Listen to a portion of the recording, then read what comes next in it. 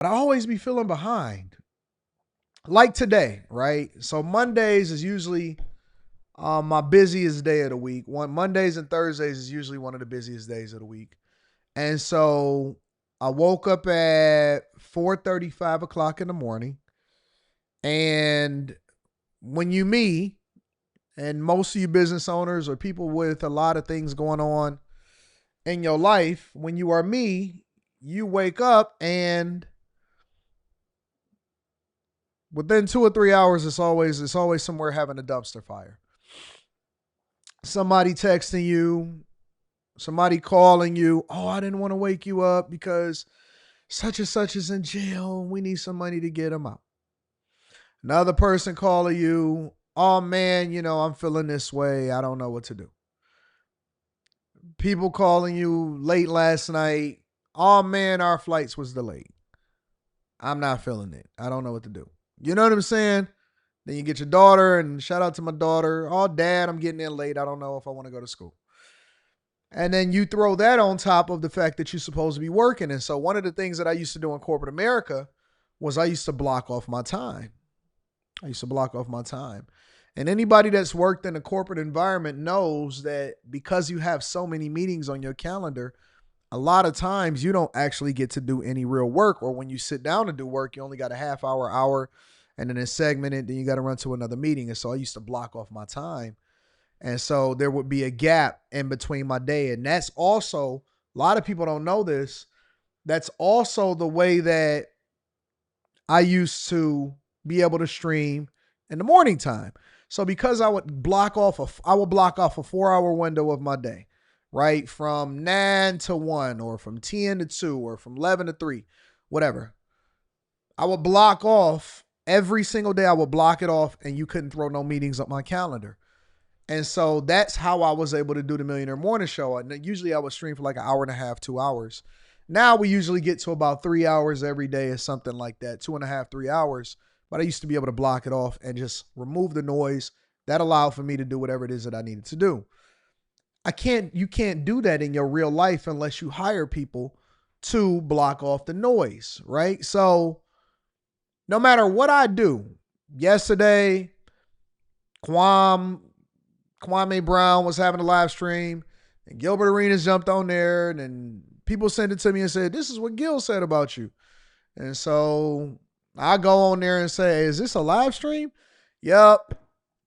Drop the link. Next thing you know, I'm spending the next hour and a half talking to them, right? Now, everything else is behind because you were supposed to go to the show and see Black Phone 2. I got to go to the show and see Black Phone 2. Otherwise, we not going to be able to do the movie review stream last night. You know what I'm saying? And so, and then this person called, and this person called, and then you got to deal with this. And then all this, like, oh man, I'm behind again. Next thing you know, you up till 2, 3 o'clock in the morning, and then you wake up at 4:30 in the morning, and then you back on it again. And so that's kind of the loop, you know what I'm saying? And it's like, all right, I can't block off my time from a corporate perspective. So in a way, you kind of try to figure out how to hire more people. Okay, so we got to hire this person. I need this. I need a second assistant. I need this. And so you trying to create space so that you can create opportunity. You know what I'm saying? So the opportunity is, all right, I need y'all to take this off of my plate so that I can focus on going and get to the bag. I can't get to the bag. I can't spend time in front of clients. I can't do a pitch deck. I can't meet with these people unless other people doing their job to the T. That's why I pay so much money, is because I want the best. I want the most effort. I want the best. I want everything. And so when people do their job and when everybody is doing what they're supposed to do, everything runs smooth. I want you to start thinking like a businessman. That's the whole point of this conversation. We have a tendency, us C students, have a tendency to think small, individual problems. We don't really value our time because you don't know what the value of your time is. The value of your time is the amount you make per year divided by the amount of hours in a year. That is the value of an hour of your time. So if you make $100,000 a year, chances are your time is somewhere between $11 and $12 an hour. And when you start to understand, okay, well, my time is really worth $11 and $12 an hour, regardless of whether I'm sleeping, I'm awake, because most people break their time down off of how much money they make per hour at the job that they're at it. But no, you still breathing, you still walking, you still talking, you still living, you're still doing all of the things that you do on a regular basis. Azriel says your time is priceless. I disagree. I think that everybody got a number. I think that everybody has a number. And your number is based off of what you generate divided by the amount of hours in a year. And so if you make $100,000 a year, which is roughly $11.20, $11.50 an hour, that's whether you're breathing, whether you're sleeping, whether you're working, whether you're having sex, going out to play, eat, whatever, your time is worth a little bit over $11 an hour. Because you have to trade in your time for money so that you can go and live the life that you want to live. So then when I hire somebody, because I am thinking like a business, when I hire somebody, I'm hiring somebody to spend more time doing the thing that I would have done so I can go and increase the value of my time so that I can add more resources and then hire more people and build more families and take care of business and do life. But if it costs me the equivalent of whatever my time is worth to spend 4 hours doing something that somebody else should have been doing, then I know that I'm not living my life the right way because my value is supposed to be going up. It's not supposed to be going down.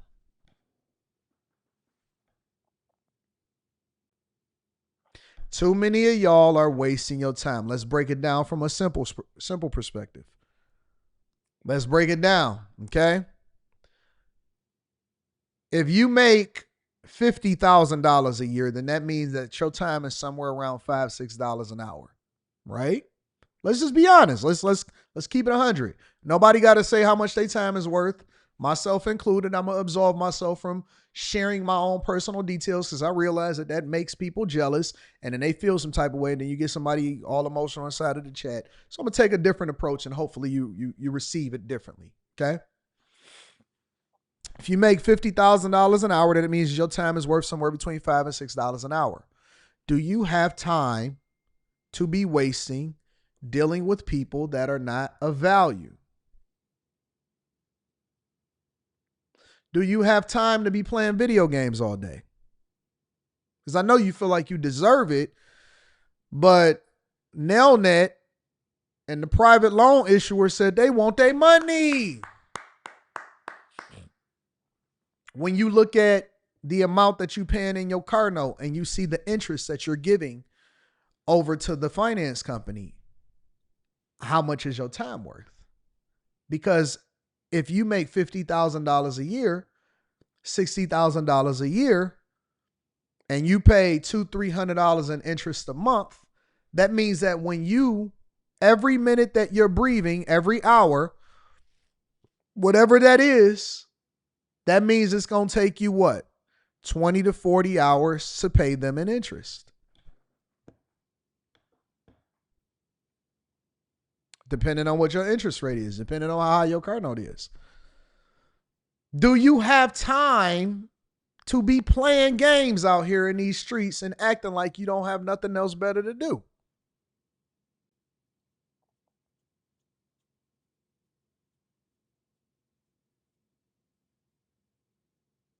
The value of $100,000 a year is the equivalent of $11 to $12 an hour.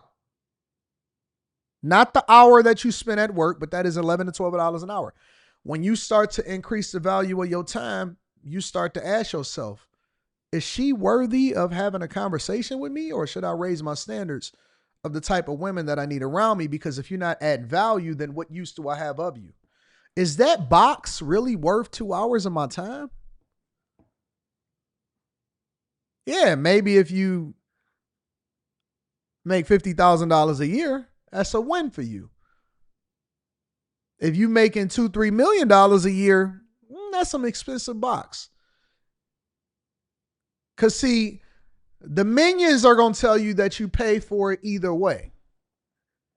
I'm going to tell you, you don't have to spend it like this because we need to calculate exactly what your value is. It's a simple conversation for them. It's very much complex. It's the reason why people that have money are so busy trying to buy their time back.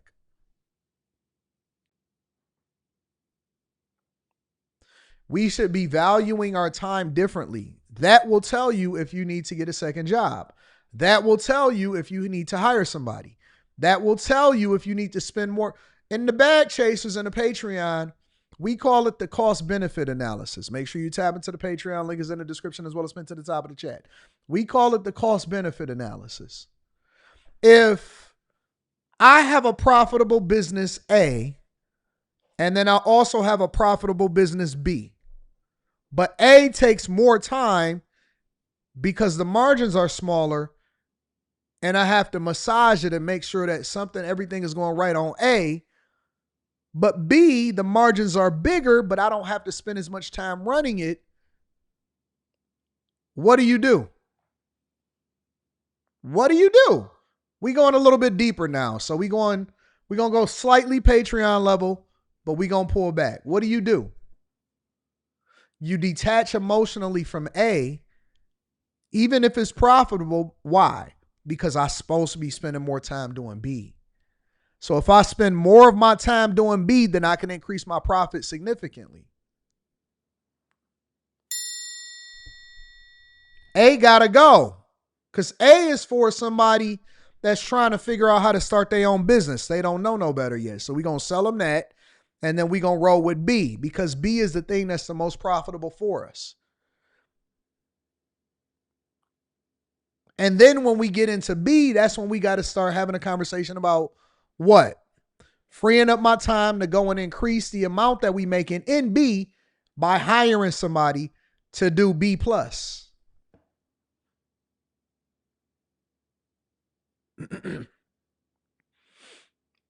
What am I saying?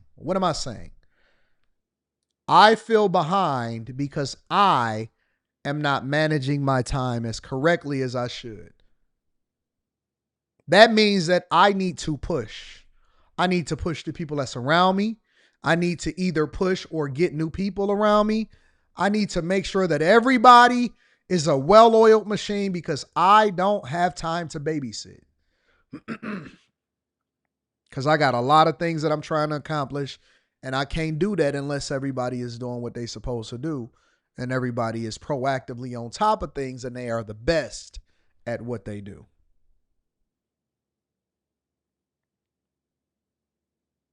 If you feel as though you are always behind, then that means that we need to have a conversation about how you spend your time. And make no mistake about it, how you spend your time also includes how you spend your money. Because most people have self-inflicted wounds. Most people do dumb stuff with their money, and then they complain about the fact that they can't afford to live.